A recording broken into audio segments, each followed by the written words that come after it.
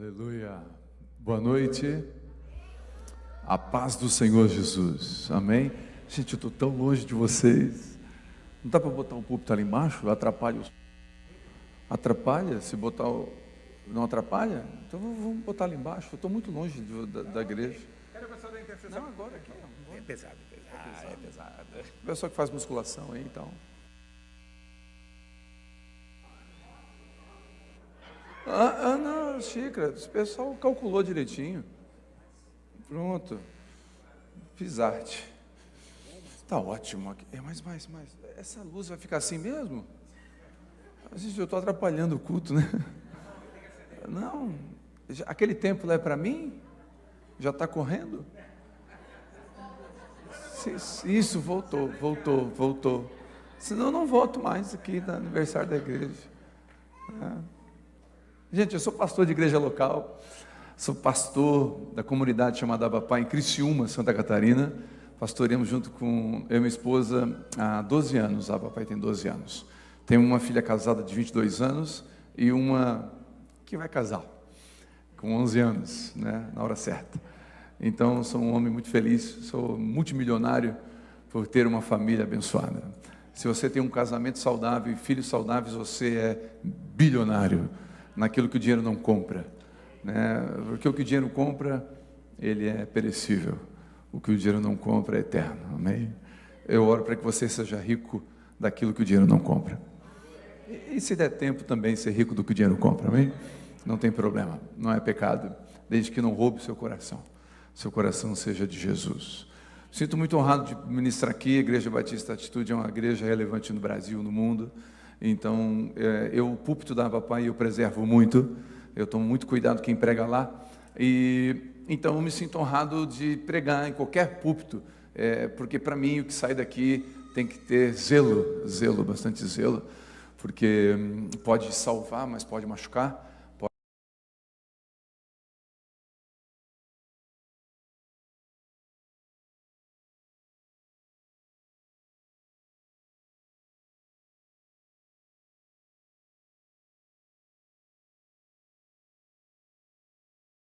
Bonita.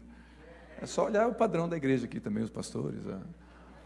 Se observar bem, você vai ver. Olha para lá, você vai ver que é verdade o que eu estou falando aqui, né? E a minha esposa é maravilhosa, muito feliz mesmo. Bom, eu queria trazer uma palavra para os irmãos, eu quero encorajá-los. Abra comigo, por favor, em Atos, capítulo 28. Deixa aberto aí. Eu acredito que a vida cristã, ela não é uma linha reta. Repete comigo, só de forma pedagógica para a gente gravar. Fala assim, a vida cristã não é uma linha reta. A vida cristã não tem filtros como o Instagram. A vida cristã, ela não tem maquiagem. A vida cristã, ela não tem promessa de sucesso pleno. Bom, a definição de sucesso bíblico não é a definição de sucesso da teologia coach, por exemplo, que diz que se você for de Jesus vai dar tudo certo. Não vai dar tudo certo, não vai dar tudo certo. Por que não vai dar tudo certo? Porque Jesus nunca disse que vai dar tudo certo. Jesus disse que estaria conosco. Ele não promete certeza de dar certo, ele promete presença. Ele fala, eu vou estar com vocês. Seja no vale da sombra da morte, ou seja no dia de alegria e de celebração. Jesus nunca prometeu que a nossa conta bancária estaria sempre cheia, ou a nossa saúde estaria sempre plena. Eu perdi a minha primeira mãe, minha mãe biológica, eu digo primeira mãe porque meu pai casou de novo com uma pessoa maravilhosa, e uma partiu há 15 anos atrás, a outra no Covid de 2020. E eu orei para Deus curar. Jesus já curou tanta gente, eu vi Jesus curar tanta gente, mas não curou minhas mães. Ele não deixou de ser Deus por isso. E Ele não prometeu que curaria todo mundo. Ele curou muitos, mas não curou todos. Ele é poderoso para curar. Mas a fé não é determinação, a fé é convicção. Então você não determina nada quando você tem fé, você tem convicção de que Deus sabe o que está fazendo. Quando você tem convicção de que Deus sabe o que está fazendo, até no dia mais difícil você vai confiar que Ele sabe o que está fazendo. E você vai entender o que Romanos diz, que tudo coopera para o bem dos que amam a Deus. Mas uma criança de 6 anos que está sendo tirado o iPad da mão dela para ela poder comer ou estudar, ela não entende, ela fica braba com o pai. Ela acha que o pai odeia ela porque tirou o celular. Mas ela não entende por quê, porque ela é criança ainda. Por que a gente não entende que os iPads e os celulares que Deus tira da gente? A gente acha que Deus está errando com a gente, mas Deus não está errando com a gente. Deus não erra, Ele é soberano, e Ele sabe o que Ele está fazendo, só que eu não entendo agora. Eclesiastes 11:5 diz que, assim como a gente não sabe como uma criança se forma no ventre da mãe, assim a gente não sabe como Deus faz. A gente não sabe como Deus faz todas as coisas. E Deus trabalha de uma forma que a gente não entende. Os pensamentos de Deus, Isaías vai dizer 49, que são mais altos que os céus. A gente não compreende o caminho dele. Então é quase uma obediência cega na confiança de quem está te conduzindo. Quem está conduzindo você? O dólar ou Deus? Quem está conduzindo você? O microfone, o seu ministério ou Deus? Quem está conduzindo você? Likes ou Deus? Se for todas as outras coisas, você está correndo risco. Você tem grande chance de ser levado para um lugar perigoso. Agora, se você está sendo conduzido por Deus, Ele não erra. E Ele é um bom Pai. Ele sabe onde vai levar você. Nós somos maus, sabemos dar boas dádivas aos nossos filhos. Quanto mais o Pai Celestial.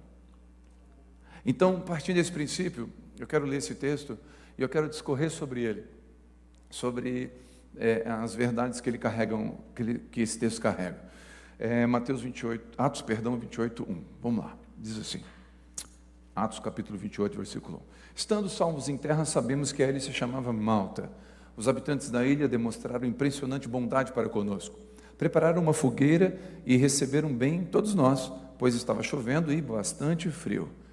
Enquanto Paulo ajuntava um feixe de gravetos e lançava no fogo, uma víbora, espantada com o calor, agarrou-se na sua mão. Assim que os habitantes da ilha viram a cobra presa na mão de Paulo, comentaram uns com os outros: com certeza esse homem é um assassino, pois, tendo sido salvo de uma revolta, a justiça não permitiu que ele continuasse vivendo. Contudo, Paulo, sacudindo a cobra no fogo, não sofreu mal algum. Eles, porém, acreditaram que Paulo começasse a inchar e caísse morto em qualquer momento, mas, havendo passado muito tempo observado que nada aconteceu, mudaram de opinião e passaram a dizer que ele era um deus. Nos arredores daquele lugar havia uma grande propriedade que pertencia a Públio, o principal daquela cidade, e nos convidou para ficar na sua casa por 3 dias. Generosamente nos recebeu e nos hospedou. Todavia, o seu pai estava enfermo, acamado e sofrendo de febre e disenteria. Paulo, então, foi fazer uma visita. Logo depois de orar, impôs as mãos e o curou. Havendo ocorrido esse fato, os outros doentes da ilha vieram também e foram curados. Eles nos prestaram muitas homenagens e honrarias. E quando estávamos prestes a embarcar, nos ofertaram suprimento e tudo que a gente precisava para continuar a viagem. Até aqui. Amém? Vamos orar? Espírito Santo de Deus, traz clareza para nós nessa noite. Que eu possa trazer no coração dos meus irmãos uma fagulha de esperança da Tua Palavra, porque ela é poderosa para corrigir, para encorajar, para edificar, que nós possamos sair daqui edificados, em nome e no nome de Jesus, e quem crê diga amém. Amém. Bom, eu acredito de verdade que eu tenho 5 pães e 2 peixinhos. É pouquinho, só os 3 primeiros da fila que vão comer, mas se o Espírito Santo pegar, ele vai distribuir para todo mundo, amém? A gente é só o jumentinho carregando Jesus. A bênção mesmo está em Jesus. Então, eu espero que Deus possa me usar como um jumentinho fiel nessa noite aqui, nesse texto. Bom, como eu estava falando, a vida cristã tem buracos na estrada, tem curvas, pneus furados, caminhos difíceis. E Paulo está indo agora para Roma, ele vai chegar diante de César. E no caminho tem uma ilha chamada Malta. Essa ilha não estava no GPS. O Waze não preveu. Não estava no orçamento. Não estava nos planos do início do ano. A reunião de planejamento, pastor Caio, não estava previsto Malta. Não estava na agenda nossa, na viagem. Malta é o inesperado. Malta é o não planejado. Malta é o Milton. Ninguém prevê o Milton. O Milton aparece, se forma e vem. Malta é o capotamento. Malta é o Covid. Malta é o diagnóstico de autismo. Malta é o diagnóstico de câncer. Malta a gente não prevê e nem deseja. Malta são dias difíceis. É o divórcio que ninguém casa. pensando nele. A gente casa pensando em ficar para sempre. E é verdade, eu acredito que ninguém vai no altar mentiroso. Mas aí o divórcio bate na porta. De uma forma ou de outra, um dos dois decide ir embora. E de repente alguém está sofrendo uma malta, um transtorno na viagem, um caminho que Deus tem para a gente. Pastor, por que você está falando isso? Porque infelizmente o evangelho triunfalista não fala isso. Infelizmente o evangelho coach não fala isso. Infelizmente o evangelho da teologia da prosperidade não fala isso. Mas o evangelho de Jesus fala isso. Ele disse que nós teríamos aflições. Ele não mentiu para nós. Ele não prometeu vida fácil para ninguém. Ele prometeu que estaria conosco. Então, e esse texto mostra exatamente isso, que nós teríamos esses momentos difíceis, quando sonhos, cursos, faculdades são interrompidos por algum momento, por algum propósito. Malta é o não programado. Crises revelam quem somos e maltas vão revelar quem somos. Nós não somos revelados, quem está aqui dentro e dentro de você e de mim, não é revelado quando está tudo bem, é revelado quando está tudo ruim. Quando a coisa começa a apertar é que a gente se revela. Quando as coisas ficam ruins, ou muito ruins do lado bom, porque a prosperidade também começa a mostrar quem a gente é. Quando a gente começa a ter os dois extremos das dores ou das alegrias, a gente se revela, ou alguém generoso, ou alguém extremamente ganancioso. A prosperidade também faz isso. Então os extremos acabam mostrando quem a gente é. Só que é bom lembrar que todas as crises na mão de Deus são pedagógicas, são professores. E a dor e o sofrimento são péssimos companheiros, mas bons professores. São péssimos amigos de andar de mão dada, mas são bons pedagogos. A gente aprende com a dor. O sofrimento ensina a gente a ser mais maduro. Ensina a gente a valorizar coisas que não valorizava antes. A gente não levanta a mão, não precisa dizer, mas quem aqui agradeceu pelos olhos hoje, pela visão, por enxergar? Quem aqui agradeceu pelo fato de levantar e vir com suas pernas até aqui? Quem aqui agradeceu pelo fato de o pulmão estar respirando bem? Bom, se fosse em 2020, agradecíamos pelo pulmão estar respirando bem. Porque a crise revela que a gente não é tão grato assim. E a gente vai sendo revelado, nosso coração vai sendo disposto, e Deus começa a fazer perguntas na crise. Porque as perguntas revelam para nós quem somos, não para Deus. Deus chega para Adão e fala: Adão, onde estás? Só uma pergunta entre nós, não espalha. Será que Deus sabia onde Adão estava? Sim ou não? Por que ele pergunta? Adão não sabia onde estava. As perguntas de Deus revelam motivações. Jesus chega para um cego e fala: que queres que eu te faça? Eu imagino Pedro atrás de Jesus.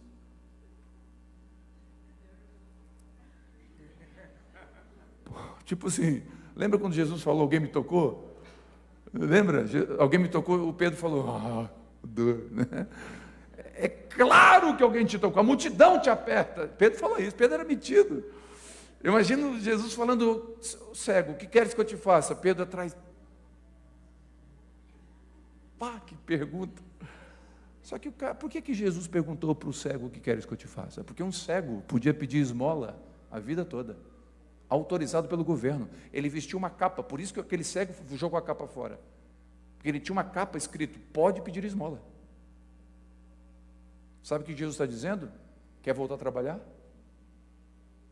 Olha, lá no Brasil, alguns lugares, se Jesus perguntar o que queres que eu te faça, eles vão dizer tudo menos curar. Porque se o Senhor me cura, eu vou sair do INSS. Eu estou encostado, me deixa encostado, vou perder Então Jesus pergunta: vem cá, quer ser curado? A partir de agora tu vai ver, e se tu vai ver, vai trabalhar. Até para ser abençoado, tem consequências e responsabilidades. Então Jesus pergunta: você quer que eu converta o teu marido mesmo? Se eu converter ele, eu vou mostrar que você não é tão crente como você pensa. Tem certeza que eu posso converter ele? Ou você não está pronta para receber um homem crente de verdade? Porque por enquanto você é a santa da casa. Mas se ele virar crente, e agora? E a tua santidade, a tua auréola cair no chão. E você não é tão santa assim, não. O que queres que eu te faça? As crises revelam, as crises me fazem perguntas.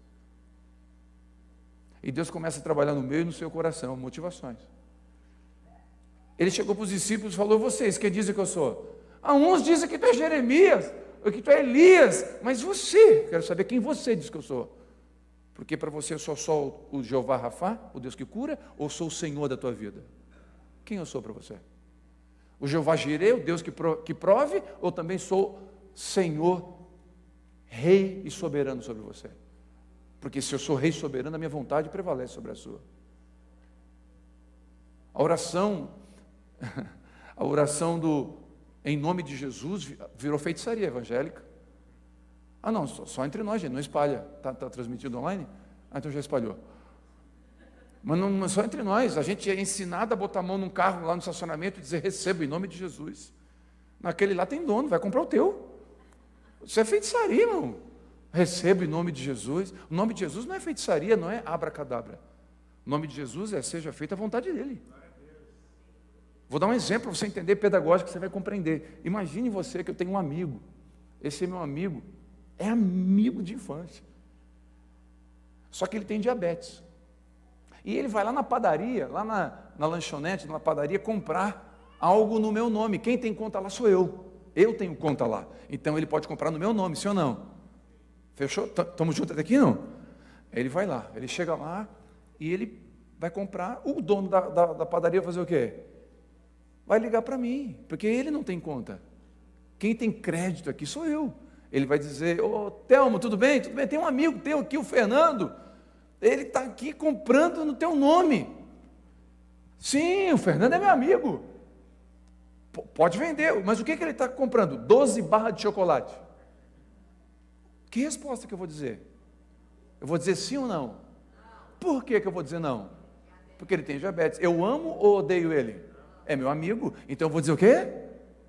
Não. Peraí, mas foi no nome do Telmo. Foi no nome de Jesus. Foi no nome de Jesus, mas não é bom para você. Então Jesus vai dizer não. Vai ficar mais desenhado ainda. Deus, me dá uma esposa. Em nome de Jesus. Em nome de Jesus, só um pouquinho. A Bíblia fala que o filho está à direita do pai intercedendo por nós. Aí o pai vira, filho, é no teu nome. Só um pouquinho, pai. É um picareta, não trabalha, não vai sustentar a esposa, só quer jogar videogame o dia todo. Não merece. Eu não vou fazer uma mulher sofrer com esse cara. Não? Tá bom. Não! Mas eu pedi em nome. É exatamente por isso que tu não ganha. Porque pediu em nome de Jesus e você não está pronto para receber. Obrigado. Algum amém? Alguém falou amém? Alguém dá uma oferta para aquele irmão que está me ajudando. Quem está entendendo o que o Senhor está falando com a gente? Então as crises vão revelar o que está aqui dentro. Quem é Jesus para você? É alguém que resolve seus problemas ou ele é Senhor e Salvador? Pastor, até hoje ele é só um cara que resolve problema. Mas hoje você pode entregar a sua vida de verdade para ele. E ele vai mudar a sua história porque mudou a minha. Então, nesse processo de crises que Deus permite, que Deus vai preparando a nossa mochila. Se você for pegar, não sei se já está frio ainda lá no norte, né? Lá em Boston, está frio lá agora? Está frio ainda? Deve estar. Tá, vamos para o Alasca, então. Alasca está frio, né? Vamos para o Alasca. Imagine você que você vai fazer uma mala agora, uma mochila, para viajar para o Alasca. O que você vai botar na mochila? Blusa, cachecol, sim ou não? Ok. Mas está frio aqui agora para usar um casaco? Mas porque você está fazendo a mochila para um lugar que você vai, sim ou não? Deus faz a sua mochila agora para aquilo que Ele vai usar você lá na frente. Então Deus faz coisas aqui que você não está entendendo. Aí você olha para a mochila e fala, mas não tem nada a ver, Deus. Está 30 graus hoje aqui em Tampa. Tá, hoje em Tampa, mas para o destino que eu tenho para ti não faz 30 graus. Na prática, em 2002, eu e minha esposa passamos por um momento difícil no meu casamento. Ficamos 4 meses separados um do outro.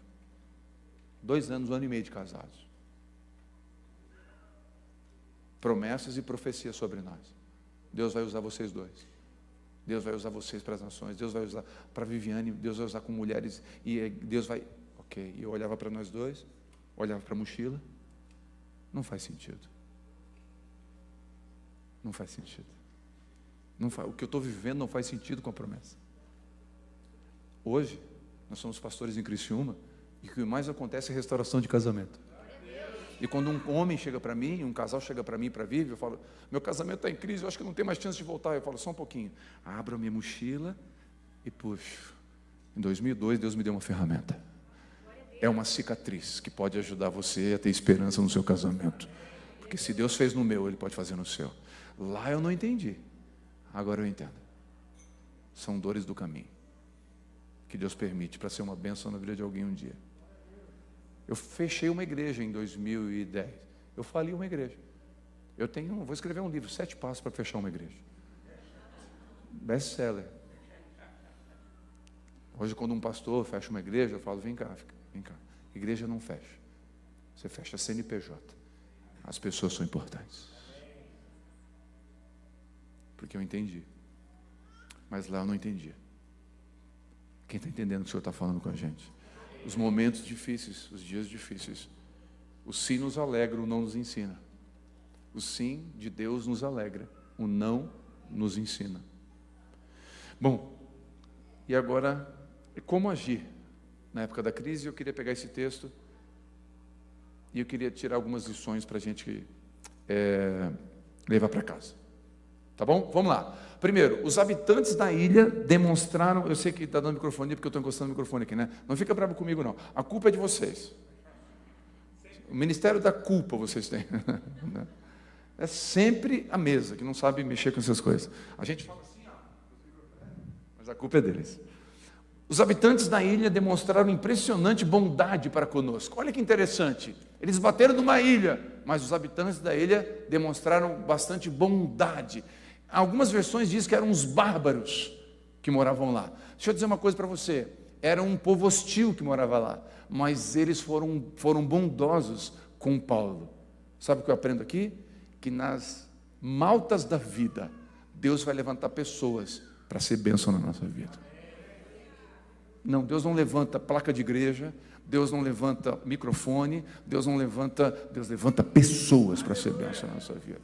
Então, Deus, nas maltas, vai levantar pessoas. E até quem você nem imaginava, talvez vai ser uma bênção na sua vida. Cuidado, porque para quebrar o seu orgulho, talvez você vai ter que morar com a sogra. Está amarrado, diz o pastor. Pastor, está amarrado, mas o orgulho pode nos fazer isso. E Jesus, para nos tratar, nos faz ficar na casa de quem a gente falou mal.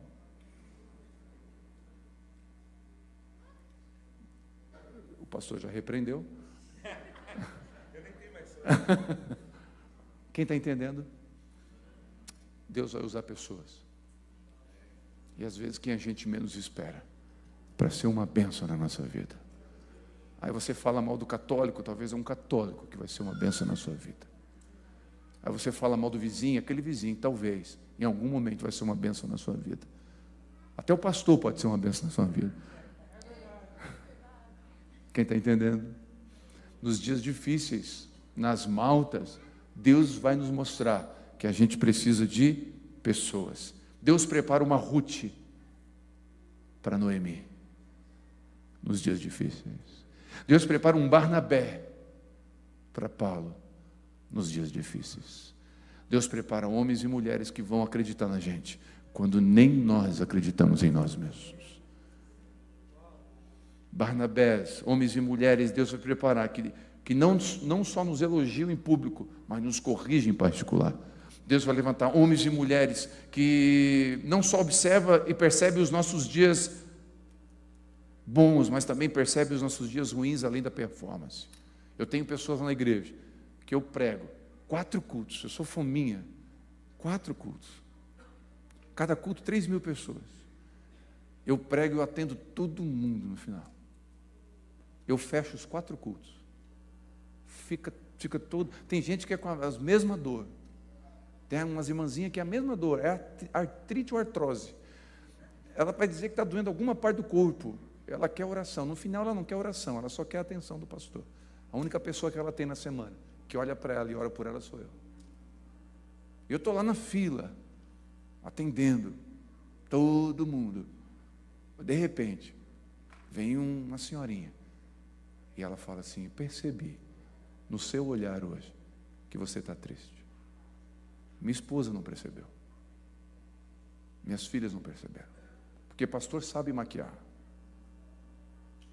Eu tenho certeza que eu vou dizer: pastor Caio já pregou sangrando aqui, já pregou com vontade de não pregar. E ela fala: eu percebi a sua tristeza, posso te dar um abraço? Eu não tenho mais a minha mãe. E ela se torna minha mãe naquele dia.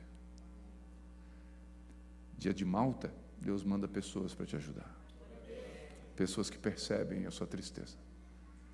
Talvez a maioria, 90% da igreja percebeu a minha performance na pregação, mas aquela senhora percebeu a tristeza nos meus olhos, e eu estava triste.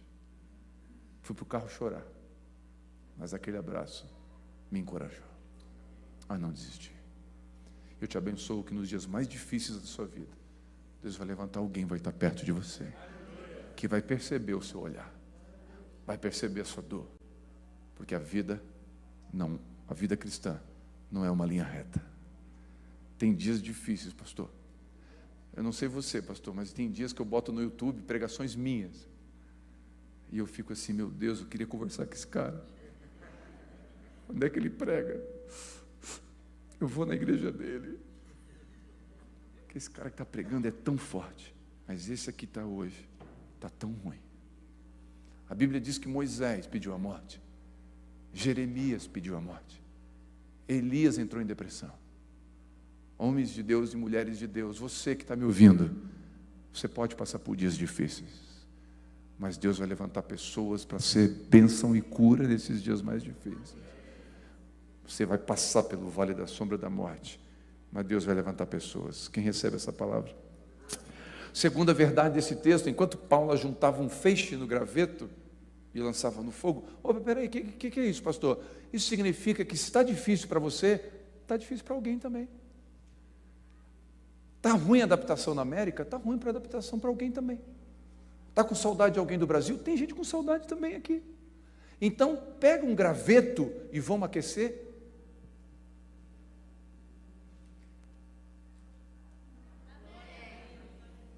Pastor, mas como é que... Eu gosto de ser servido nessa igreja, aquele irmão tocando bateria, que bênção! Mas você toca bateria também, por que não está na escala?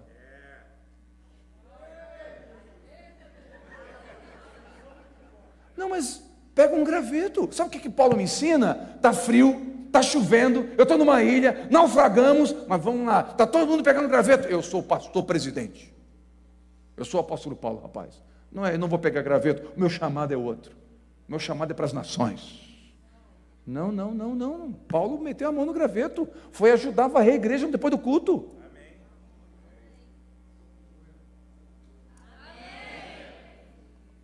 Está todo mundo servindo, ajuda a servir.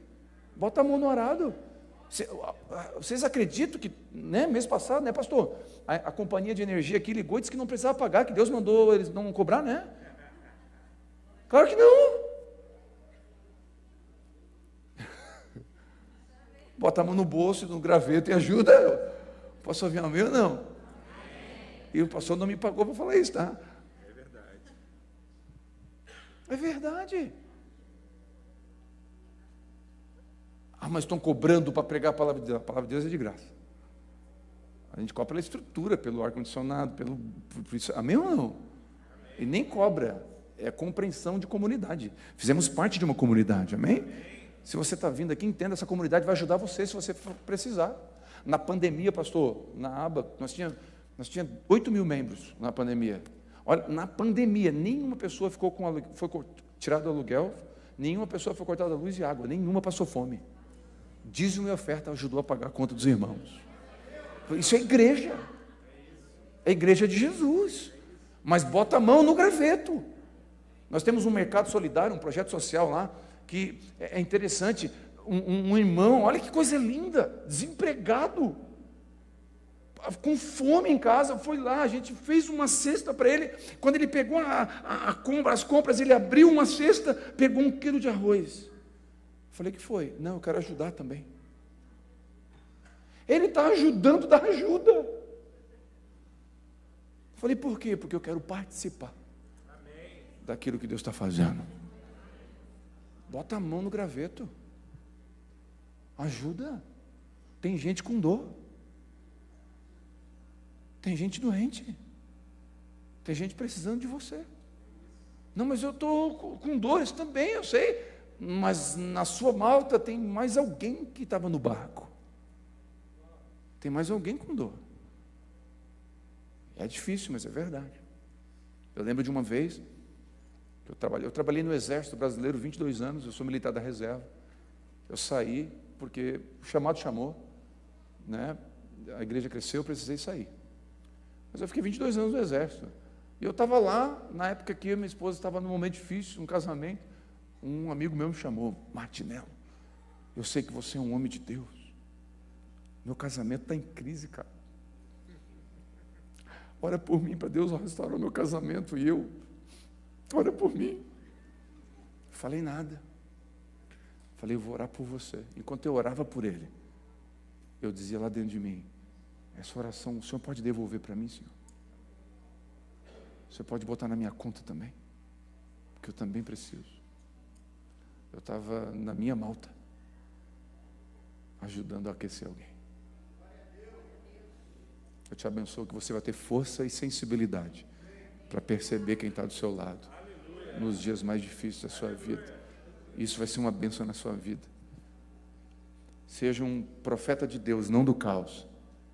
Não precisa dizer que o Brasil está ruim. Todo mundo já falou. Seja uma bênção. Abençoe. Jesus, mesmo na sua malta, na cruz, se preocupou com Maria, salvou um ladrão. Seja uma bênção. Em nome de Jesus. Amém? A malta dos pais de uma criança autista faz eles perceberem outros. Nós temos um ministério, uma sala sensorial. Nasceu há 6 anos. Não tinha sala sensorial e igrejas não era comum. Um casal da igreja, com uma menina autista linda, não falante. Ela falou, pastor, a minha filha não consegue, a gente reveza para vir para o culto. A gente queria vir os dois para o culto, a gente nunca conseguiu na igreja que a gente estava. A gente tem como fazer uma sala sensorial? Eu falei, o que é isso, cara? Ele explicou para mim, resumindo, fizemos a sala sensorial. Esse casal começou a cuidar das crianças. Nós tínhamos 4 crianças autistas na igreja. 4. Em 1 ano passou para 114. A cidade soube que tinha uma sala sensorial. E várias pessoas católicos, não crentes, de todo tipo de fé, vieram congregar com a gente, dizendo assim, ó, eu quero o Jesus de vocês. Porque o Jesus de vocês perceberam o meu filho. Era a malta deles. Mas a malta deles, eles botaram a mão no graveto.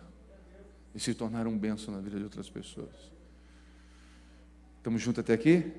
Terceira verdade do texto. Assim que os habitantes da ilha viram que aquela cobra presa na mão de Paulo, comentaram uns com os outros. Você entendeu o texto, né?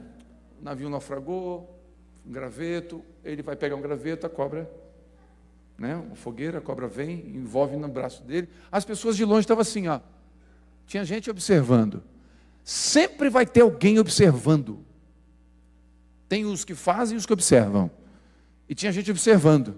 Ah, está ali, ó. Não está prosperando porque não está dando dízimo. Vai morrer, quer ver? Ó? A cobra pegou no braço. Deus com certeza está fazendo dízimo. Ah, está ali, separou porque está aí, ó. Pecado escondido. Sempre vai ter os juízes da vida dos outros. Sempre tem os comentaristas. Poucos querem entrar em campo, mas comentarista tem um monte. E na vida cristã tem os comentaristas. A gente está passando os dias mais difíceis da nossa vida. Poucos dá a mão para a gente. Mas para dizer que a gente está mal, porque está em pecado, e dar diagnóstico, e dizer que a gente é isso, aquilo, de longe, tem um monte. E aí começaram a dizer, esse cara está em pecado, é por isso. Aí ele não morreu, esperava ele morrer. Vai morrer, ele vai morrer, vai inchar e vai morrer. Quer ver? Fizeram aposta. Que lado vai cair? Vai cair para a direita ou para a esquerda? Não sei. Vamos lá, não morreu. Não morreu, mudaram o diagnóstico. Ele é um Deus. Então posso dar um conselho para você? Bem simples. Não se importe com a opinião das pessoas. Faça como Neemias. Desce daí, a gente quer saber o que está acontecendo. Estou numa grande obra, não tenho tempo a perder tempo com um linguarudo. Não tenho tempo a perder com um site de fofoca gospel. Não tenho tempo a perder. Vieram discutir lá comigo. Pastor, aquela música Auê, Auê, Auê.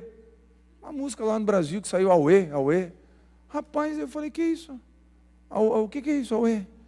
Aí disseram uma música, pastor, que é Auê, que disseram que é de Deus, que não é de Deus. Eu falei, rapaz, Auê, Auê, eu não sei o que é Auê. Eu sei quem é Jesus, tá bom, Bradinho? Não me interessa quem é Auê. Eu vou discutir a música. Coisa horrível é ver pessoas com uma receita de como fazer pão na mão, e gente passando fome do lado, e ela discutindo como fazer o pão com a receita na mão. Nós temos a palavra de Deus na mão. Ficar discutindo calvinismo, arminianismo, periferias, fica com Jesus, Ele é suficiente. Comentaristas do Evangelho, gente que vive comentando. Ah, o fulano foi no programa da Globo, é de Deus, não é de Deus? Meu irmão, eu prego no quinto dos infernos se deixar.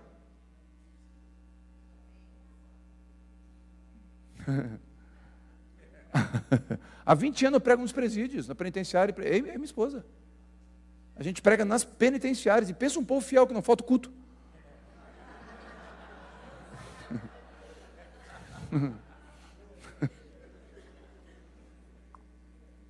Eles mesmos falam, pastor, pode vir que a gente não falta.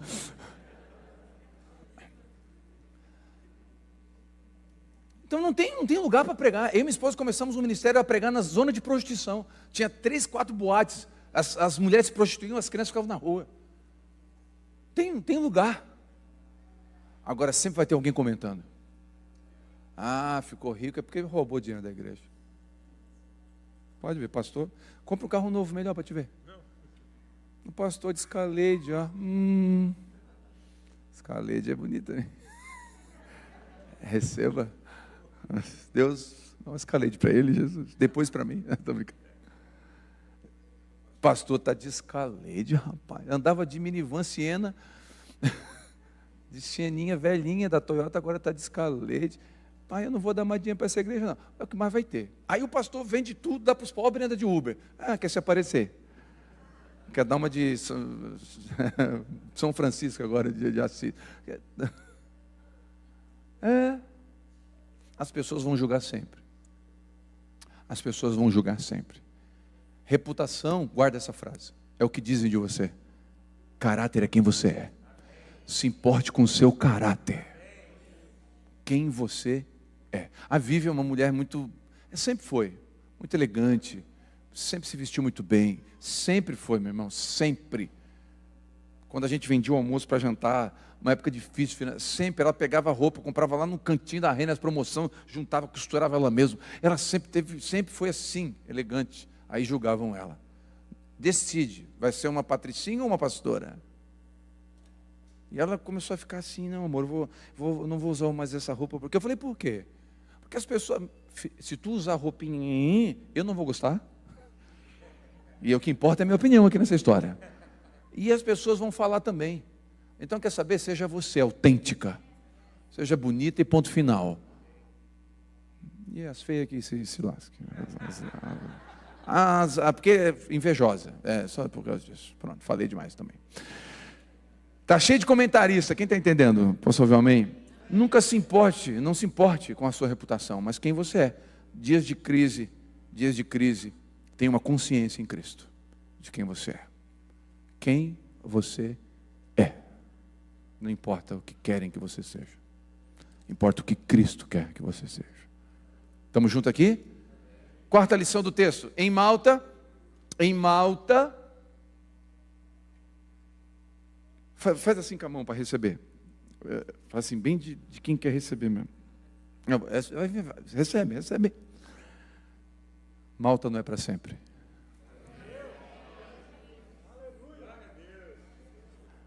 Malta passa.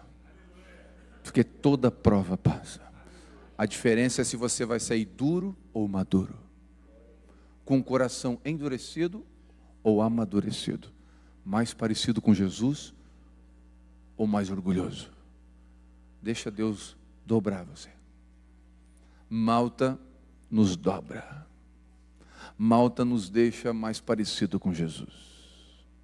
Malta faz a gente perceber pessoas doentes na ilha.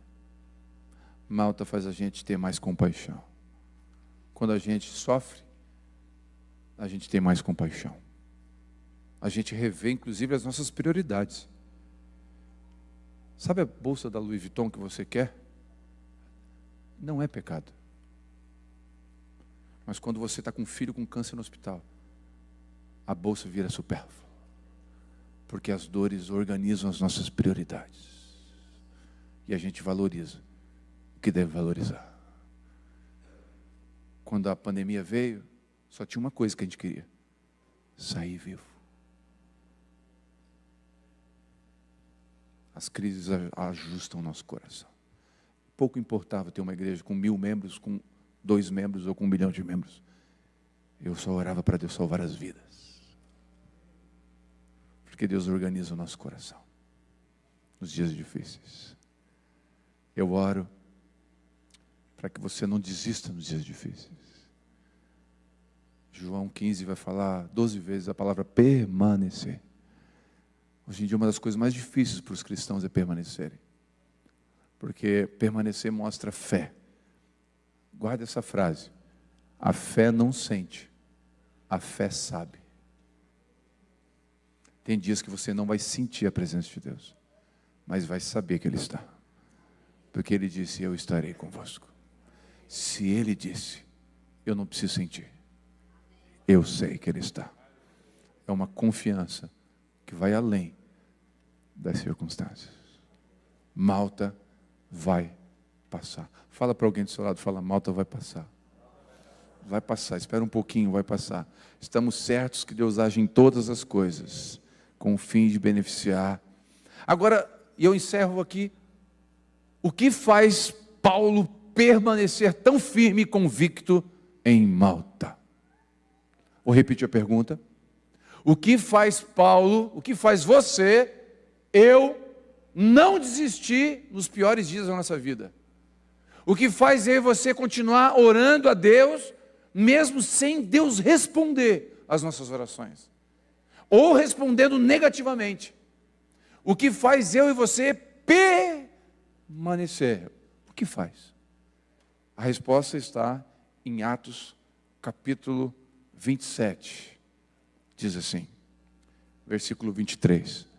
Ontem à noite, apareceu-me um anjo de Deus, que pertence ao Deus que eu sirvo, e me disse: Paulo, não temas, eis que é imperativo que você compareça a César.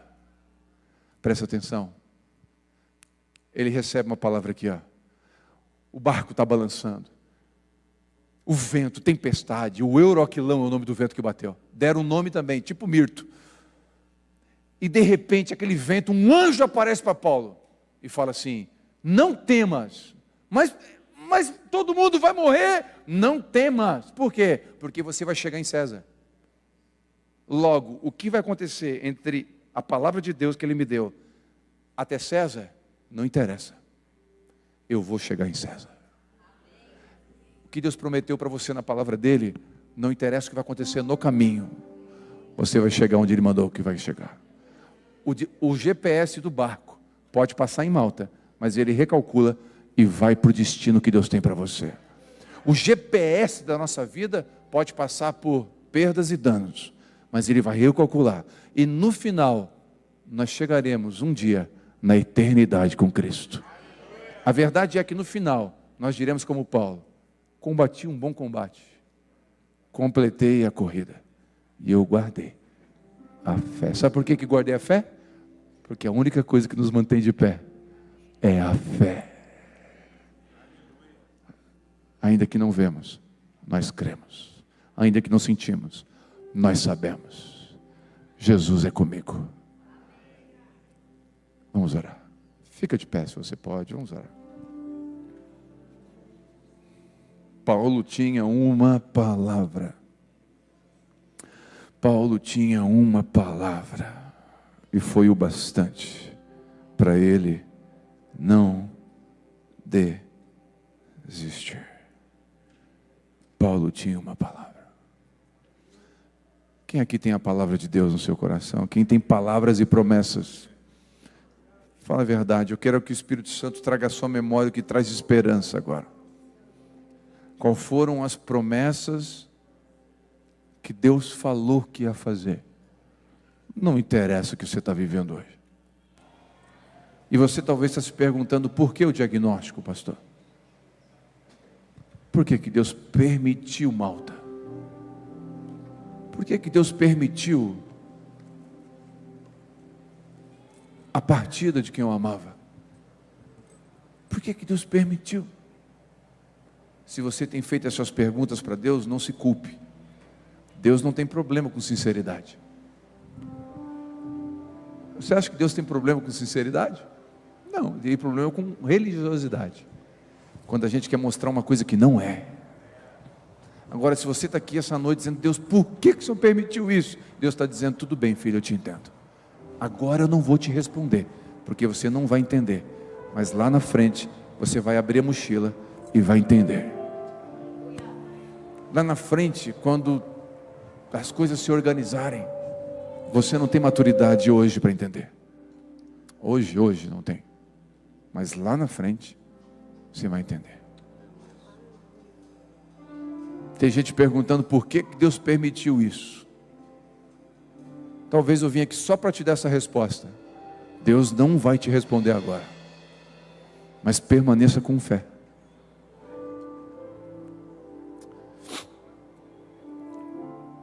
É imperativo que você chegue a Roma. Não importa o que você está passando hoje. Eu queria receber essa palavra em 2002. Ah, se eu ouvisse isso em 2002. Mesmo sem entender, a minha fé ia ficar muito mais fortalecida. Senhor Jesus, nessa noite, eu vim lá do Brasil, por uma conexão que o Senhor fez. Não vim para ministrar, não era o propósito, mas uma conexão que o Senhor fez. Eu estou aqui, falando com a tua igreja, com os teus filhos, os que estão aqui e online. E se Deus colocou essa palavra, se o Senhor colocou essa palavra no meu coração, é porque muitos irmãos aqui já passaram por Malta, estão em Malta, ou alguns passarão por Malta. E o Senhor nunca prometeu que era uma linha reta. O Senhor sempre disse, fica tranquilo, você vai chegar lá, porque eu vou estar contigo. E assim como o Senhor esteve com Paulo ali, esteja conosco. As cobras não vão nos ferir. O comentário das pessoas não vão nos paralisar. Os elogios não vão nos embriagar. Nós vamos continuar firmes, confiando, porque aquele que começou a boa obra em nós é fiel para concluí-la. Ele é um arquiteto perfeito e conclui o que começa. Eu oro para que o coração dos meus irmãos sejam agora cheios de fé. Fé o bastante para levar para casa. Fé o bastante para distribuir para a esposa, para o marido em casa. Fé o bastante para ligar para alguém e distribuir para um amigo. Fé o bastante para continuar, Senhor. Sim, nos dias mais difíceis, o Senhor sempre está conosco. Nós te amamos, Jesus. Nós queremos declarar que o Senhor é suficiente para nós. O Senhor não é só o nosso Salvador, não. O Senhor é o nosso Senhor. E a nossa vida está em tuas mãos. Aleluia.